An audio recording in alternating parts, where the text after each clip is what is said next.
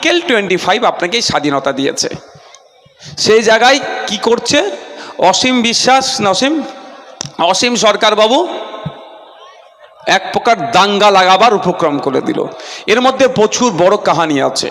শুভেন্দু অধিকারীর এখন খাল কেটেছিল, গর্ত খুঁড়েছিল মুসলমানকে ফেলার জন্য। শুভেন্দু অধিকারী এখন নিজেই পড়ে গিয়েছে। মতুয়া ভাইদের সাথে ইনজাস্টিস হচ্ছে, মতুয়া ভাইরা চিৎকার করছে, আর মতুয়া ভাইদের পাশে কেউ থাকুক আর নাই থাকুক, নওশাদ সিদ্দিকী খামচিহ্ন থাকবে, বিশ্বজিৎ দ্বারা থাকবে, তাপস ব্যানার্জিরা থাকবে, আমরা অনেক আগে বলে দিয়েছি। সেই জন্য মাইন্ডকে ডাইভার্ট করতে হবে। অসীম সরকারকে দিয়েও কথা বলিয়ে দিল, এখন হই হচ্ছে। আপনারা 2021-21 রাজ্যের মানুষ বিজেপিকে আটকানোর জন্য তৃণমূলকে ভোট দিয়েছিল।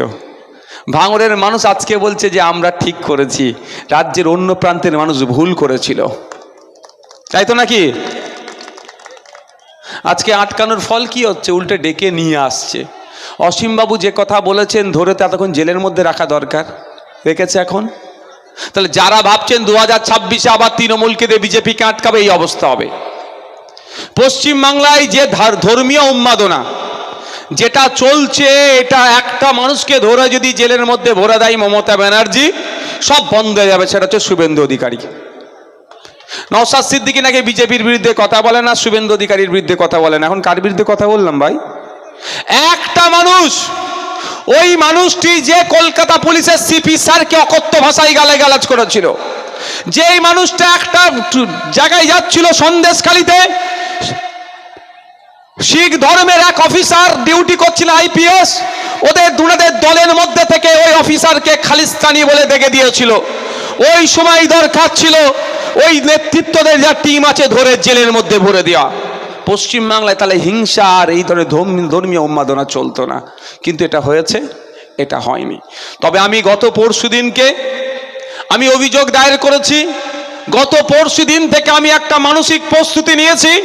শুধু অসীম সরকার নয়, কোনো যদি রহমান কাজী মোহাম্মদ নামেও যদি কেউ কোন ধর্মকে নিয়ে একটা বাজে মন্তব্য করে, কুরআন শরীফ হতে পারে, গীতা হতে পারে, বাইবেল হতে পারে, হিন্দু হতে পারে, মুসলমান হতে পারে, খ্রিস্টান হতে পারে, কোন ধর্ম বা ধর্মগ্রন্থকে নিয়ে কোনো বাজে মন্তব্য করে, যেই মন্তব্য এলাকার সম্প্রীতি ঐক্য বিনষ্ট হতে পারে, যেই মন্তব্য কাজী নজরুলের মাটির বিরুদ্ধে, যেই মন্তব্য রবি ঠাকুরের মাটির বিরুদ্ধে, সেই মন্তব্য যদি করে কেউ, তার বিরুদ্ধে দাঁড়াক আর নাই দাঁড়াক, যেভাবে অসীম সরকারের বিরুদ্ধে আমি আইনত লড়াইয়ের দিকে প্রস্তুত নিচ্ছি, তার বিরুদ্ধে আমি আইনত লড়াই জারি রাখবো। অনেক হয়েছে, আর নয়। অনেক সহ্য হচ্ছে, আর নয়।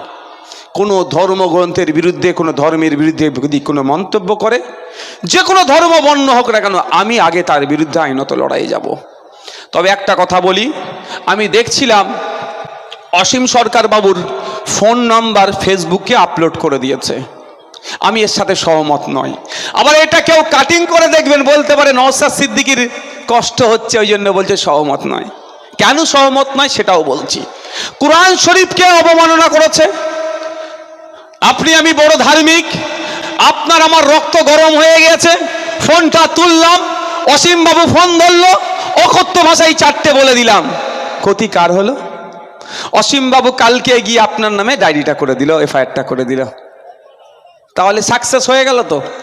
অসীম বাবু একা বলেছেন, আর আপনি 100 জন অসীম বাবুকে ফোন করছেন, তাহলে আপনার এগেনস্টে কটা এফআইআর হলো? মমতা ব্যানার্জি অসীম বাবুকে ধরবে না যতক্ষণ না আপনি সোচ্চার হন।